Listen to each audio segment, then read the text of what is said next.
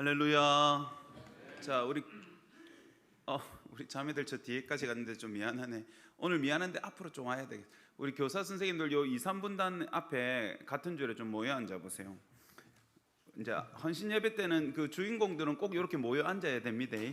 평소에는 우리가 흩어앉지만 헌신 예배 때는 좀 특별해서 이 말씀을 여러분에게 초점 맞추어서 준비하기 때문에 앞자리에 좀 모여 앉으셨으면 좋겠습니다. 유빈이도 혼자 있지 말고 요 안으로 들어오세요.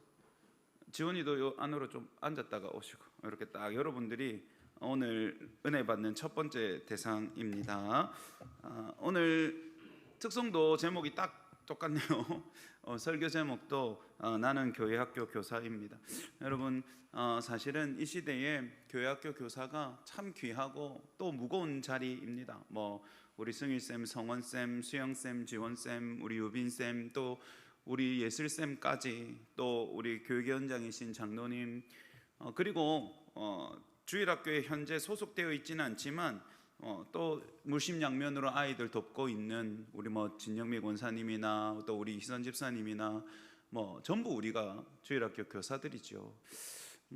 이 아이들을 주님의 사람으로 키워간다는 것, 점점 주님께 관심 없는 이 세대를 붙잡고 걸어간다는 것이 쉽지 않죠. 참 쉽지 않습니다. 물론 우리 성도님들의 모든 섬김이 참 귀하지만 영혼의 짐을 지고 가는 우리 교사들은 사실은 수고는 수고대로 하면서 단 한 번도 나 스스로 잘하고 있다 이런 생각이 들지 않는 참 무거운 사명이고 숙명이에요. 이분들을 축복하고 격려하는 마음으로 우리 박수로 한번. 자, 여러분 이제 격려는 여기까지 했으니까 이제 우리가 격려와 사랑은 앞으로도 여러분을 향할 건데요. 오늘 더 중요한 것은 하나님 앞에서 우리의 정체성을 다시 발견하고 재확립하는 겁니다. 여러분, 우리가 교사로 부르심을 받아 섬기는데, 물론 여러분 이 부르심이라는 단어를 오해하시면 안 되는 게 내 안에 뜨거움이 생겨서 나 무조건 교사할 거야 이게 아니라, 어떤 경우는 이런 사람이 있죠. 야, 네 아이만 할 사람 없다. 야, 네 이렇게 할 거가. 이렇게 해서 우리가 생각할 때는 억지로 울며 겨자 먹기로 교사를 한다 할지라도 이 모든 섭리가 하나님 은혜 안에 있기 때문에 지금 나를 섬기게 하신 분은 하나님이신 줄 믿습니다. 여러분, 이게 부르심이라는 건데요. 그럼 나를 불러주신 이 하나님의 사명 앞에서 나는 어떤 교회 학교 교사여야 하는가? 내가 오늘 하고 있는 이 일의 의미는 뭔가? 내가 지금 잘하고 있는가? 내가 이 사역을 계속해서 해도 되는가? 이런 질문들이 우리 안에 있을 텐데요. 이것을 위해서 우리가 오늘은 조금 강의하는 느낌으로 5가지 질문과 5가지 다짐으로 우리 교사들의 정체성을 다시 세워보려고 합니다. 자, 첫 번째 질문을 한번 물어볼게요. 한번 띄워주시고 한번 따라해 봅시다. 시작. 우리는 누구를 전하는가? 교사에게 있어서 첫 번째 질문은 이겁니다. 우리는 누구를 전하나? 여러분, 오늘 본문에도 보니까 이 사도 바울이 교회를 섬기는 마음과 중심을 소개하고 있는데요. 오늘 본문에 뭐라고 시작합니까? 우리가 그를 전파하여. 강사님 부지런히 왔다 갔다 해야 됩니다. 힘드시겠지만 뭐라고요? 우리가 그를 전파하여. 아니 그거 아니고 본문 오늘 본문, 네, 본문 28절. 우리가 그를 전파하여 이렇게 말합니다. 다짐은 나중에 나올게요. 한번 볼까요? 우리가 그를 전파하여 이렇게 말하죠. 각 사람을 권하고 이렇게 말을 합니다. 여러분, 여기서 그는 누구입니까? 예수 그리스도입니다. 여러분, 바울은 내가 너희에게 종교적인 가르침, 교회의 규칙과 율법을 전파한다고 말하지 않고 정확하게 말합니다. 우리가 그를 전파하여. 여러분, 교사 사역의 중심은 예수 그리스도뿐인 줄 믿으시기 바랍니다. 아멘 안 하네 아무도. 아멘이죠. 여러분 집중하세요. 교사들 특히 집중해야 됩니다. 우리가 누구를 전해야 하는가? 누굽니까? 이제 정답이 예수 그리스도. 여러분, 이거 너무 당연한 말이죠. 당연한 말이지만 이 당연한 것이 밀려날 때가 너무 많습니다. 그래서 여러분, 이거를 중심이라고 우리가 이야기하는데요. 여러분 교사를 섬기다 보면 우리는 이렇게 덩어리 지어진 일들을 감당하게 됩니다. 누구는 간식 준비해야 되고, 누구는 찬양 준비해야 되고, 누구는 게임도 준비해야 되고, 누구는 뭐 출석 정리해야 되고, 누구는 문서 만들고, 또 누구는 뭐 같이 청소하고, 누구는 애들 관리하고, 뭐 누구는 또 애들 태워오거나 데리러 가기도 하고, 뭐 여러 가지 일들을 우리가 감당해야 되죠. 여러분 그러다 보면 어느새 우리가 섬기는 교사의 사역은 오늘 주일 내가 해야 되는 일 덩어리들을 잘 쳐내는 것으로 여겨질 때가 많습니다. 나 오늘 이거 해야 되니까 이거 했으면 내가 하나 했구나. 이거 2개 했으면 2개 했구나. 또 내가 오늘 애들이 재밌게 게임 진행해야 되는데 오늘 애들이 깔깔거리고 재밌게 하면 내가 그 일을 잘했구나. 여러분 이거 중요하지만 제일 중요한 것은 여러분 교사의 모든 활동과 모든 움직임과 모든 사역은 따라합시다. 오직 그리스도를 증거합니다. 여러분 이게 우리 안에 세워져야 되는 1번 중심입니다. 교회는 여러분 말 잘 듣는 아이를 만드는 것이 아닙니다. 교회 잘 오는 아이들을 만드는 것이 아닙니다. 성경 이야기를 많이 아는 아이를 만드는 것이 아닙니다. 여러분 과정상 그렇게 되면 참 좋지만 중심은 언제나 하나죠. 교회는, 교사는 예수 그리스도를 전달하기 위함이고 예수 그리스도를 그들에게 전해주는 사람입니다. 교회 학교에서 아이들이 경험해야 될 것은 좋은 선생님 이전에 예수님을 경험해야 됩니다. 교회 학교 아이들에게 가장 깊이 남아야 될 것은 교회 학교 시절의 행복한 기억과 재미있는 활동 이전에 예수 그리스도가 나의 구주시라는 복음의 내용이지요. 아이들의 인생을 진짜로 붙잡아 줄 것은 좋은 선생님과의 시간도 필요하겠지만 예수님이 자신의 구주가 되셔서 자신을 붙잡아 주시는 것에 있습니다. 할렐루야. 여러분 믿습니까? 그래서 여러분 교사에게 있어서 가장 큰 위험은 열심과 내가 하는 일에 밀려서 이 중심을 놓쳐버리는 데 있습니다. 여러분 이게 참 신기한데요, 똑같거든요. 모습은 똑같습니다. 열심히 청소합니다. 열심히 간식 세팅하고 준비하고, 우리 애들 뭐 먹으면 좋아할까? 똑같습니다. 게임하고. 저는 개인적으로 다음 세대 사역은 무조건 재밌어야 된다고 생각하는 사람이거든요. 재밌음이 없으면 전달이 안 됐다고 생각하는 사람입니다. 그래서 저는 다양한 방법이 필요하다고 생각하지만 이게 여러분 참 신기하고도 똑같이 재밌게 게임 진행하고 똑같이 간식 준비하고 똑같이 애들 성경 공부시키는데도 불구하고 내가 오늘 이걸 해내야지 라고 생각하는 것과 내가 오늘 이 재밌게 하는 것도 예수님을 전하는 것이고, 내가 오늘 간식을 아이들에게 이거 애들 진짜 맛있어 하겠지, 이것도 그들에게 예수 그리스도를 잘 증거하기 위한 것이라는 사실을 품고 살아가는 교사는 확실히 다르다는 겁니다. 프로그램도 필요하고 모든 것이 필요하지만 예수님을 증거하고 예수님을 위해서라는 중심을 잃어버리는 그 순간 똑같은 모습일지라도 전혀 다른 것이 되어버립니다. 그러니 여러분 아이들을 먹이십시오. 함께 놀아주십시오. 저는 교사는 좀 채통이 없어야 된다고 생각합니다. 너무 어른이기만 하면 안 돼요. 어른이면서도 친구 같아야 됩니다. 그렇지만 이게 재밌게 놀아만 주고 좋은 추억만 만드는 것이 아니라 결국은 여러분의 모든 활동과 눈물과 헌신과 낮아짐과 섬김이 예수 그리스도를 전하고 보여주기 위한 것임을 잊지 마시기 바랍니다. 계속 되뇌어야 됩니다. 계속 되뇌어야 됩니다. 교사의 말 속에 그리스도가 있어야 됩니다. 교사의 공과 준비 속에 그리스도가 있어야 됩니다. 여러분이 아이들을 만나는 눈빛과 아이들을 한번 안아주는 그 따뜻한 가슴 속에 그리스도의 마음이 담겨져야 하는 거죠. 따라해봅시다. 나는 모든 방법으로 예수님을 전합니다. 여러분 이거 교사가 해야 되는 일이죠. 첫 번째 다짐입니다. 교사님들만 따라해봅시다. 첫 번째 다짐 시작. 나는 예수 그리스도를 전하는 교사가 되겠습니다. 우리가 누구를 전하는가? 1번입니다. 그 다음 질문이 있어요. 여러분 우리는 누구를 보는가입니다. 누구를 보는가? 여러분 오늘 본문으로 다시 돌아가면 우리가 그를 전파하여 그 다음에 뭐라고 말하죠? 각 사람을 권하고 라고 말합니다. 여러분 이 단어에 우리가 조금 초점 맞춰야 됩니다. 바울은 지금 자기가 목양하는 교회가 한두 교회가 아니거든요. 그럼에도 바울은 이 교회 혹은 이 무리, 이 아이들, 이 성도들, 이 사람들이라고 말하지 않고 자신의 사역의 방향을 뭐라고 말합니까? 그는 각 사람을 권하고 각 사람을 가르치고 각 사람을 그리스도 안에서 완전한 자로 세우려고 한다고 말합니다.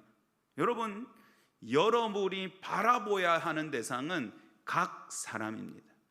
이걸 좀 풀어서 말하면 한 영혼입니다. 한 영혼입니다. 여러분, 아이들은 우리가 가르치고 우리가 섬기는 어떤 집단이 아닙니다. 여러분, 이게 엄청 중요합니다. 이게 왜 중요하냐면 우리가 이걸 일 덩어리나 내가 감당해야 될 부서 이렇게 생각하는 순간 여러분, 우리는 이 한 아이, 한 영혼의 표정을 놓칩니다. 그 아이의 마음을 들여다보는 시선을 놓칩니다.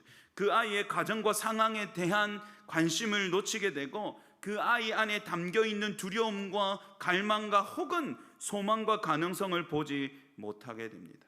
그냥 아이들은 만납니다. 그리고 아이들과 좋은 시간 보냅니다. 그리고 나서 근데 곰곰이 생각해 보면 아이들의 얼굴이 생각나십니까? 아이들의 표정은요? 내가 오늘 증거하는 그 시간에 아이들의 마음은 어떻게 움직여 가던가요? 혹은 오늘 이 아이는 왜 이렇게 예배에 집중하지 못하지? 그 아이가 왜 집중하지 못하는지는 여러분이 알아내셨습니까? 여러분, 우리가 한 아이를 놓친다면 우리의 사명은 조금 문제가 있습니다. 우리가 보는 것은 사역과 일이 아니에요. 영혼이에요. 영혼. 어떤 놈은 말이 너무 많습니다. 우리 집에도 한 마리가 있어요. 너무 말이 많아요. 어떤 애는 너무 조용합니다. 우리 집에 이런 애도 또 있네요. 얘는 생전 말을 잘하지 않습니다. 어떤 애는 예배 내도록 집중 안 합니다. 어떤 애는 질문은 더럽게 많은데 또 대답을 해주면 듣지도 않습니다. 어떤 애는 예배 시간에 앉아는 있지만 누가 봐도 마음은 딴 데가 있는 것 같습니다. 어떤 아이는 어떻게 우리가 잘 인도해 오기는 하지만 가정이나 일상에서 신앙의 도움을 받을 수 있는 부모님이나 가족이 전혀 없는 아이들도 있죠. 네. 여러분, 오늘날 주일학교가 많이 실패했던 영역은 이겁니다. 오늘 몇 명 왔습니까? 보통 교회는 그 몇 명의 보고서만 위로 올라갑니다. 처음에 교사들은 이걸 자세히 적어냅니다. 오늘 이 친구는 결석했는데요, 이유는 뭐 부모님이 안 믿는 가정이라서 이렇습니다. 오늘 이 친구는 뭐 요랬는데요, 이런 걱정이 있답니다. 그런 자세한 신방 보고나 혹은 아이의 동정을 교환합니다. 근데 여러분, 이게 나중에는 위로 올라가면 뭐로 올라가는 줄 압니까? 총원 몇 명에 몇 명 출석 이렇게 이제 올라갑니다. 담임 목사님과 당회는 그걸 보지요. 그리고 이렇게 말합니다. 우리 강도사님 같은 사역자를 불러서 말합니다. 애들 다 어디다 잡아먹었노? 이 와일 없노 아들이? 그리고는 교육자를 바꿔야 되나? 교사를 바꿔야 되나? 돈을 더 줄까? 아니면 돈을 줄일까? 여러분, 이렇게만 생각합니다. 아닙니다. 여러분, 각 사람이에요. 각 사람. 한 영혼입니다. 여러분, 우리의 질문이 오늘 당신의 주일학교는 몇 명이 왔습니까? 당신 반 아이들은 몇 명이 출석하고 결석했습니까?로 되어서는 안 되죠. 오늘 당신이 살펴본 그 아이는 어떤 마음으로 교회를 왔던가요? 오늘 빠진 아이는 혹시 어려운 인생의 사건은 있지는 않습니까? 지난주에 많이 슬퍼 보이던 그 아이는 이번 주에는 마음은 많이 회복되었던가요? 오늘 당신이 눈으로 바라보고 말씀을 나누었던 그 아이의 마음과 영혼에는 작은 하나님의 흔드심과 움직임이 있던 것 같던가요? 여러분, 우리는 이것에 관심을 좀 가져야 합니다. 여러분, 각 사람을 잃어버리면 하나님의 사역은 일어나지 않습니다. 여러분, 그런 의미에서 여러분이 감당하고 있는 한 영혼이 100명, 1000명과 똑같은 무게인 줄 믿으시기 바랍니다. 여러분, 이거 엄청 중요합니다. 예전에 제가 섬기던 교회에서 열심히 주일학교 선생님 하던 분이, 이분은 아주 재주도 많아요. 늘 그래서 뭐 아이들이 엄청 많았어요. 근데 어느 날 안 한다고 하는 거예요. 왜 안 하시냐 물어보니까 제가 이제 하면 안 될 것 같다는 거예요. 왜요? 그러니까 옛날에는 목사님 한 반에 10명 주시면 제가 20명도 만들고 30명도 만들었는데 10명 주셨는데 5명밖에 못 남겼대. 그게 자기는 크게 도움이 안 되는 것 같아서 자기 그만두려고 한대요. 제가 그 이야기를 듣는데 아유 이거는 좀 이상한데? 라는 생각을 했습니다. 물론 여러분 아이들이 많아지고 부흥하면 너무 좋죠. 우리 선생님들이 다 그거 얼마나 소망하겠습니까? 그렇지만 여러분 이거 보험회사가 아니잖아요. 우리가 지금 보험회사 직원이 아니지 않습니까? 우리가 영업사원이 아니잖아요. 교회사의 섬김은 한 영혼을 세우는 일이거든요. 각 사람을 살펴보고 각 사람을 사랑하고 각 사람을 돌보는 일이죠. 여러분 그렇다면 제일 효과적인 주일학교는 어떤 주일학교인지 압니까? 한 교사의 한 아이. 최고입니다, 최고. 지금 우리 유초등부 한 교사의 한 아이, 가장 성경적인 주일학교예요. 한 영혼을 돌보는. 여러분 숫자가 많고 작음의 문제가 아니에요. 한 아이를 잘 들여다보십시오. 그의 영혼까지 살필 수 있을 만큼 사랑과 관심을 기울이십시오. 그리고 이 한 아이에게 진짜 이 아이가 우주와 같거든요. 이 한 아이의 영혼과 마음과 인생에서 하나님이 일으켜 가시는 작은 흔듦과 변화와 성장에 기뻐하십시오. 그런 교사가 하나님이 기뻐하신 교사인 줄 믿으시기 바랍니다. 여러분 그래서 우리 교사들의 두 번째 다짐은 이렇습니다. 한번 읽어볼게요. 시작. 나는 한 영혼을 바라보는 교사가 되겠습니다. 아멘. 그런 교사가 되기를 바랍니다. 여러분 세 번째 질문은 우리는 어떻게 가르치는가입니다.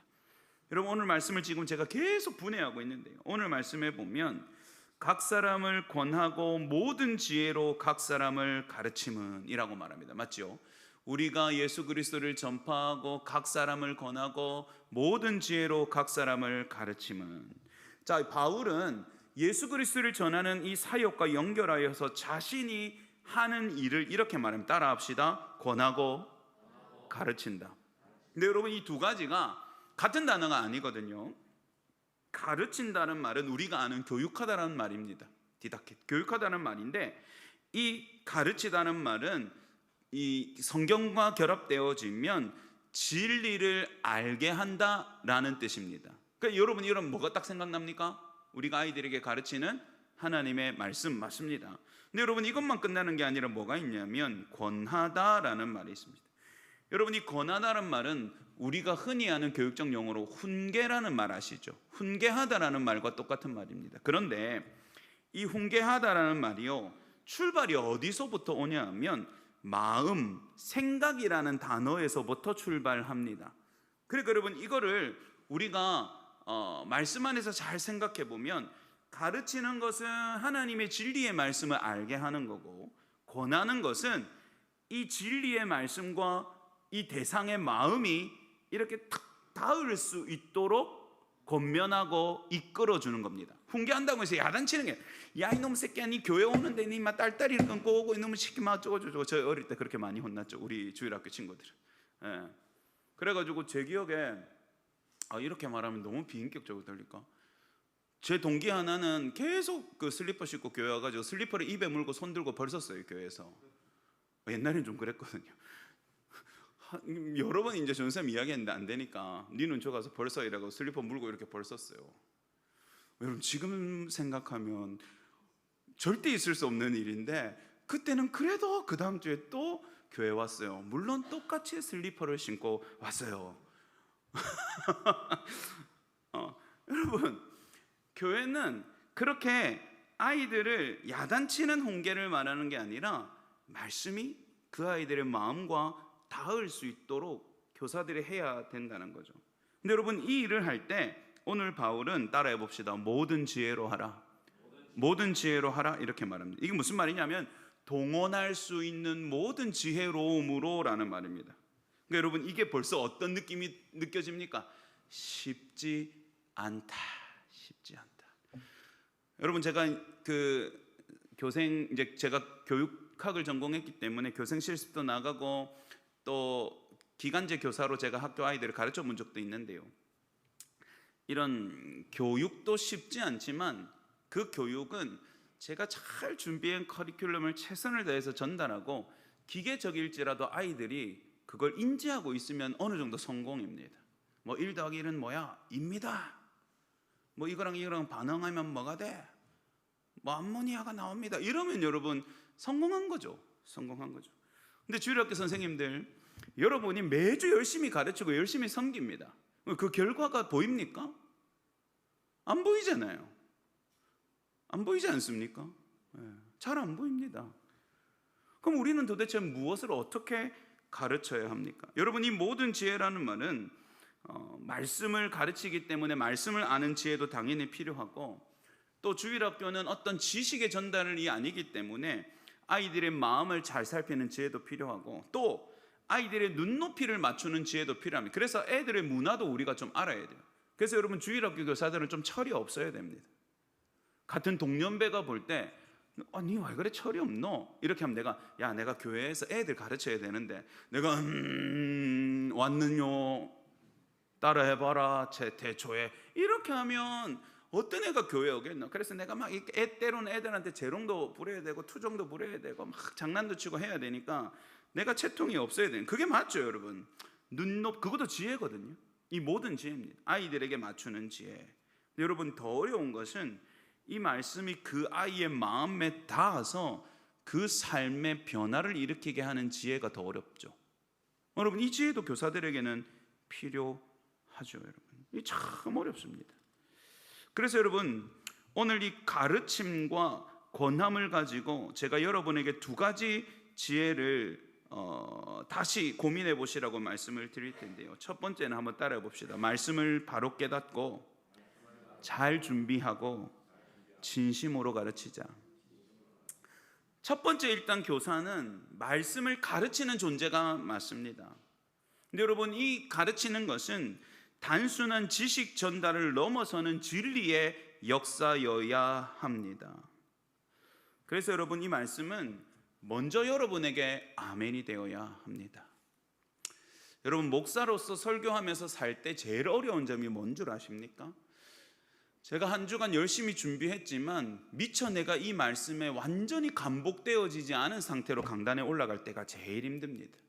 쉽게 말하면 저도 좀 덜 다루어졌어요, 말씀으로. 근데 여러분, 이 일정이란 건 정해져 있잖아요. 예를 들어 제가 내가 이번 말씀은 내가 좀 더 깊이 이렇게 말씀의 다루심을 받아야 돼. 내가 좀 부족해서 여러분한테 단체 문자를 알려드립니다. 저희 담임 목사님 이번 주 설교는 조금 더 곱씹으실 시간이 필요해서 이번 주 주일 예배는 수요일로 바꾸겠습니다. 됩니까? 이게 안 되잖아요. 매주 시간이 되면 토요일이 되면 째깍째깍. 우리 강도사님 목사님 말씀 준비는 잘 되셨습니까? 이제 이대로 주보내면 되겠습니까? 여러분, 이게 계속 마음의 부담이 되죠. 왜냐하면 여러분, 얼마든지 할 수 있죠. 그럴듯하게 원고 쓸 수 있습니다. 이제 20년 넘게 해왔는데 그건 못하겠습니까? 그런데 여러분, 우리가 다루는 하나님의 말씀은 그런 게 아니잖아요. 진리이시고 생동하시는 하나님의 능력이지 않습니까? 그럼 여러분, 이것을 증거하는 게 얼마나 힘듭니까? 그래서 여러분, 첫 번째는 이 말씀 앞에 여러분이 충실히 다루어지셔야 합니다. 애써야 됩니다. 여러분이 잘 아는 말씀도 절대로 잘 아는 것으로 전해서는 안 됩니다. 교사 오래 하면 웬만한 건 줄줄줄줄 나옵니다. 그런데 여러분, 줄줄줄줄 나온 거는 줄줄줄줄 셉니다. 내가 잘 아는 거지만 하나님의 말씀의 은혜로 다시 비추어서 아이들에게 전하는 복이 있기를 주님의 이름으로 축복합니다. 여러분, 같은 영역에서 준비해야 됩니다. 최소한 내가 한번 곱씹어 보아야 해요. 내가 익숙한 거라고 준비 안 돼서 올라가는 순간 망했다고 생각하십시오. 말씀이기 때문에 그렇습니다. 그릇에 담아 올라가야 됩니다. 그리고 그러면 전할 때 진심으로 전하십시오. 저는 이런 말씀을 드리고 싶습니다. 주일학교 선생님 여러분, 공과 시간에 따라해 봅시다. 눈동자에 온도를 올립시다. 여러분의 눈동자에 뜨거움을 담으십시오. 진심을 담으십시오. 여러분, 아이들이 듣지 않고 쳐다보지 않는 것 같지만 진심은 그 아이들의 딱딱한 벽을 무너뜨립니다. 여러분, 아무도 아멘 안 해도 괜찮습니다. 여러분만큼은 오늘 이 말씀이 아니면 죽을 것처럼 아이들 앞에서 증거하십시오. 이 말씀이 아니면 소망이 없을 것처럼 아이들에게 증거하십시오. 아이들이 이상하다고 말할 수도 있습니다. 돌아가면서 우리 선생님 오늘 좀 이상해, 뭘 잘못 드셨나 봐, 아무도 안 듣는데 왜 저렇게 열렘? 그러나 여러분, 그것이 아이들의 영혼에 자국을 남깁니다. 여러분, 제가 오늘날 이 성인이 돼서 옛날 주일학교 선생님들을 생각해 보면 맛있는 거 많이 사주는 선생님도 있었고요, 엄청 부자라서 좋은 집에 초대해 준 선생님도 있었는데요, 제 기억에 남는 선생님은 별로 대단할 거 없는 평범한 아저씨 두 사람이 기억나. 아저씨지만 말도 잘 못해. 이 내 기억에 그 아저씨 선생님들은 맨날 어버버버 하셨어요. 그렇지만 맨날 우셨어요, 우리 앞에서. 딴 것 때문에 운 게 아니라, 우리를 사랑해서 운 게 아니라 당신이 은혜를 받아서 말씀 전하다가 막 울어. 그 여러분, 우리끼리 엄청 킥킥거리고 선생님이 앞에서 눈물을 흘리면서 감동하면 우리 친구들하고 전부 다 고개 숙이니까 온다 또 온다 또 온다. 나이가 많으면 눈물이 많다 하더만 우리 선생님 맨날 온다 이렇게 하고 장난쳤거든요. 근데 여러분, 오늘까지 그게 가슴에 남아요. 도대체 저 선생님은 왜 저렇게 말씀에 감격했나. 그리고 제가 목사가 되어 보니까 그 선생님이 전했던 그 뜨거운 가르침이 얼마나 귀한 줄 제가 알겠더라고요. 여러분, 말씀을 정말로 잘 다루시고 은혜 받고 잘 준비해서 진심으로 전합니다. 이게 여러분 가르침이에요. 두 번째, 여러분 권함에 대한 권면은 이렇습니다. 따라해 봅시다. 내 삶으로 아이들과 말씀을 이어주어야 합니다. 여러분, 이게 권함입니다. 이게 권함. 여러분, 오늘도 TV에 보면 아이들을 양육하는 프로그램에 훈계가 잘 되어지지 않는 가족이 많이 나옵니다. 생각보다. 부모가 사랑하지 않는 거 아니거든요. 근데 애가 이상하게 자꾸 이상한 행동을 하고 부모의 말을 잘 듣지 않고 이런 경우가 많죠. 여러분, 그 엄마도 똑같이 말합니다. 얘야, 이러면 안 돼. 이렇게 하지 마. 이건 나쁜 거야 한다. 근데 아이가 엄마 얼굴에 침을 뱉어. 막 선생님한테 가서 막 물건을 던지고 모래를 막 던져. 엄마가 맨날 울어. 내가 뭘 잘못했길래. 우리 애는 이렇습니까? 여러분, 권면, 훈계는 가르침 이후의 문제예요. 가르침보다 더 깊은 문제입니다. 교사의 사명은 설명과 가르침으로 끝나지 않습니다. 우리가 전한 이 진리의 말씀과 아이들의 마음과 삶이 닿도록 도와주어야 합니다. 근데 여러분, 이 방법은 따라해 봅시다. 삶으로 가르칠 수밖에 없습니다. 말씀을 우리가 전했으면 그 다음은 우리가 삶으로 아이들에게 가르칠 수밖에 없습니다. 예를 들면 이렇습니다. 여러분, 하나님은 사랑이시다. 여러분, 우리가 잘 전할 수 있습니다. 감동적으로 가르칠 수 있습니다. 그러나 그 다음의 일들이 남아 있습니다. 그렇다면 하나님의 사랑이 무엇인지는 누가 보여줘야 됩니까? 우리들이 교사들이 보여줘야 합니다. 여러분, 가르침은 하나님은 사랑이시란다. 얘들아, 하나님은 너희를 버리시지 않으신단다. 이렇게 막 하는데 똑바로 들어! 고개 들고 있는 선생님이 지금 목이 터져라 이야기하는데, 여러분, 이러면 그게 전달이 됩니까? 제가 단편적인 예를 들었지만 증거된 말씀은 삶으로 확정됩니다. 삶으로 증명됩니다. 여러분, 하나님이 사랑이시라는 것을 아이들 그 말 전했다면 그 말씀이 아이들의 마음과 삶으로 닿을 수 있는 두 번째 단계는 우리가 보여주는 거죠. 기다려주고 들어주고 용서해주고 참아주고 또다시 불러주고. 여러분, 그래서 아이들이 느끼기에 그래, 이 양반은 우리 엄마 아빠도 아니고 우리 할아버지 할머니도 내랑 상관도 없는데 이렇게까지 내를 참아준다고, 나를 기다려준다고, 나를 사랑해준다고. 그래야 그제야 얘야, 하나님은 사랑이시고 하나님은 진짜 너를 사랑하셔 라는 이 말씀이 아이의 마음까지 쑥 내려와서 그 아이의 영혼과 마음을 적시기 시작하는 겁니다. 할렐루야. 여러분, 이게 교사가 해야 되는 일입니다. 그래서 어렵습니다. 여러분, 아이들은 교사의 설명만 듣지 않습니다. 교사의 태도도 보고요, 교사의 말투도 보고요, 교사가 예배하는 모습도 보고요, 교사의 사랑과 기다림과 용서, 이런 것들을 다 봅니다.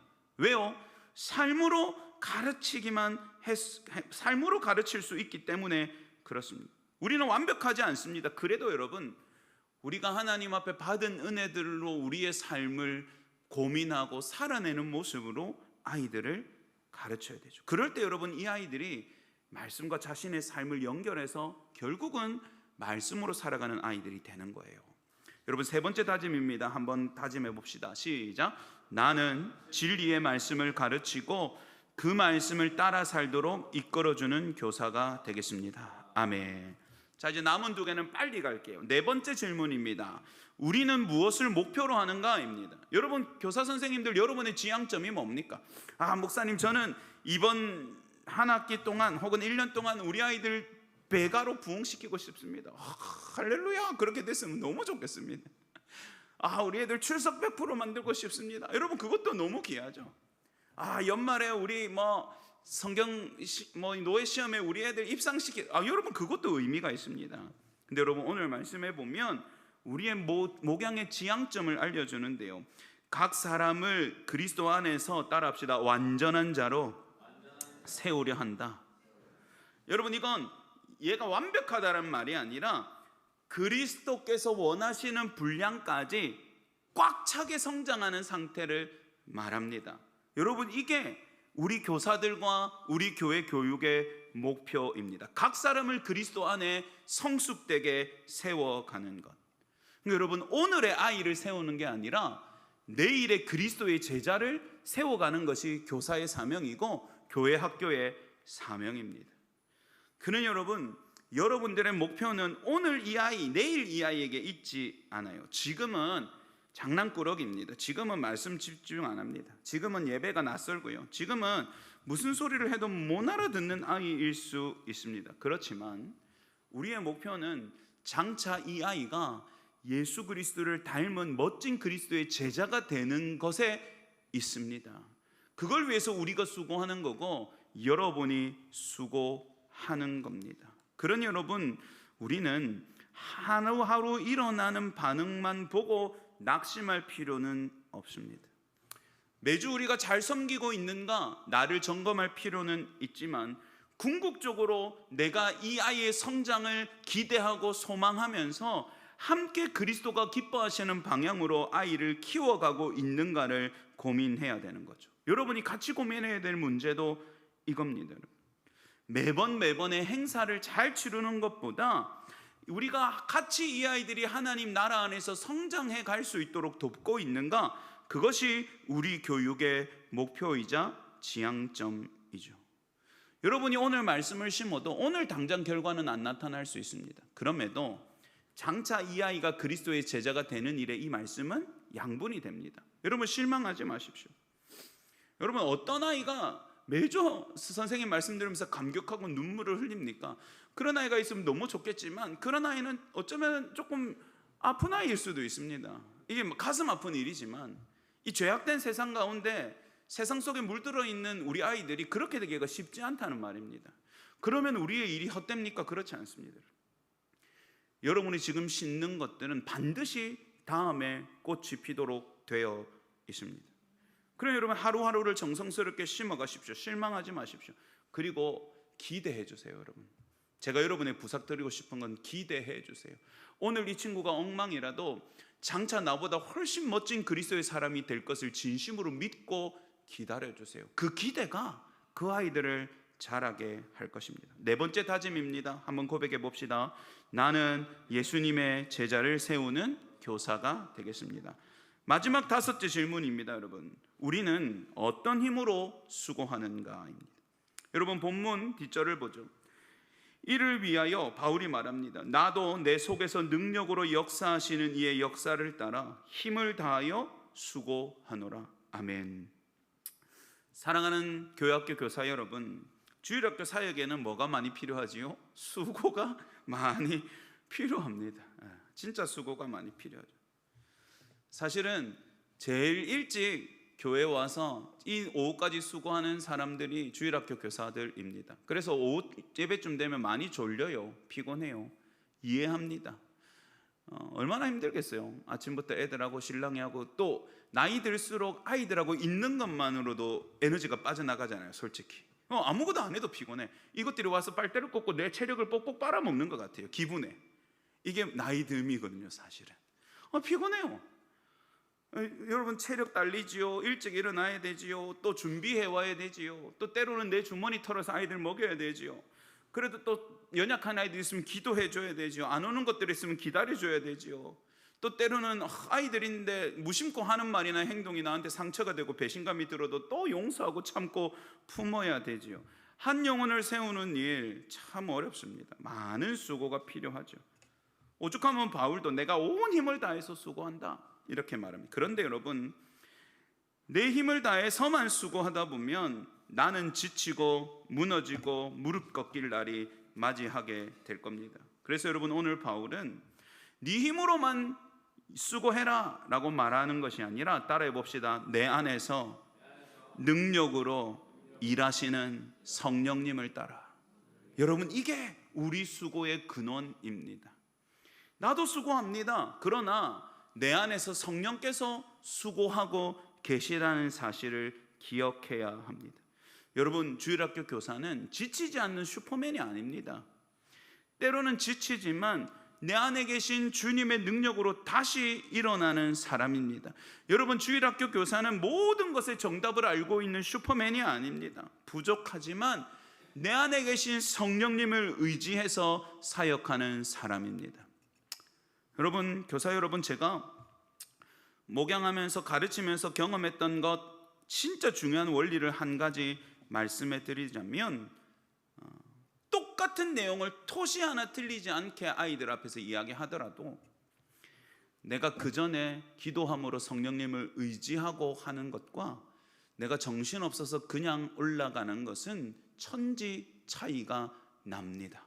여러분, 이거 진짜 신기한 일이에요. 근데 여러분, 당연한 일입니다. 우리의 사역과 가르침은 성령이 역사하시는 터전이기 때문에 그렇습니다. 여러분, 실제로 제가 이걸 경험했는데요.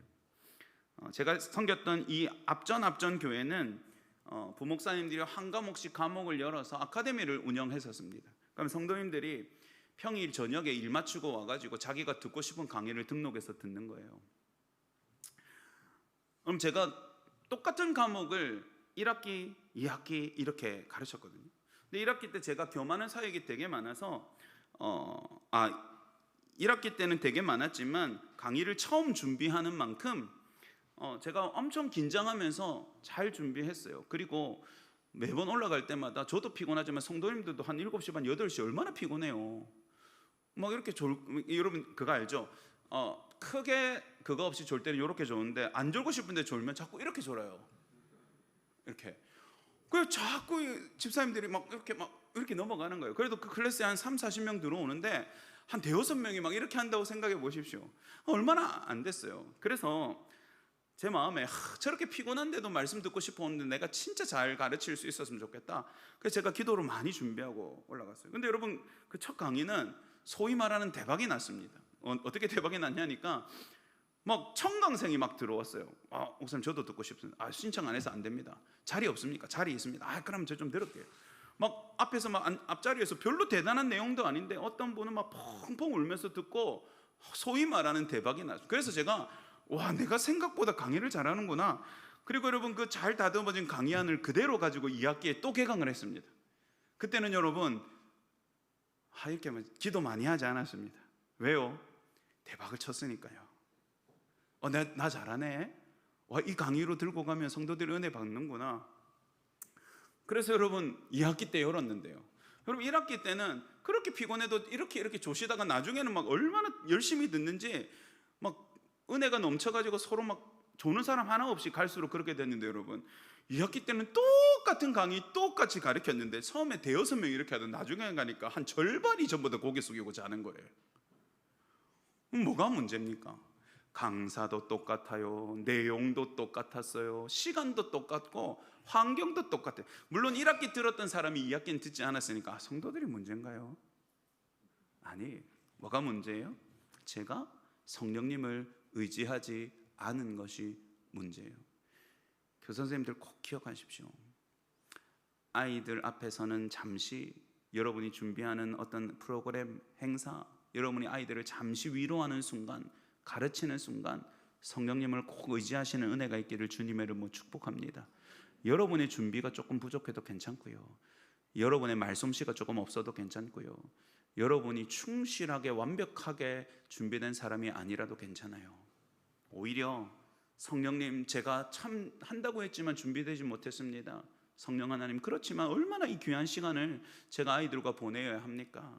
성령 역사해 주십시오. 그럴 때 여러분 아이들의 영혼 가운데 성령의 능력으로 말미암은 일이 일어나는 거예요. 여러분 다섯 번째 다짐입니다. 한번 읽어봅시다. 시작. 나는 성령의 능력으로 수고하는 교사가 되겠습니다. 자, 이제 교사님들 자리에서 일어나시겠습니다. 우리가 오늘 다섯 가지 다짐을 만들었는데요. 여러분이 헌신하는 마음으로 이렇게 오른손을 얹고 이 다섯 가지의 다짐을 한번 읽을 텐데, 제가 나는 이렇게 하면 뭐뭐 하는 교사가 되겠습니다. 나는 하면 이렇게 우리가 하나님 앞에 다시 새로운 헌신을 다짐했으면 좋겠습니다. 강사님 그거 한번 띄워주세요. 자, 한번 우리 같이 다짐하겠습니다. 나는 나는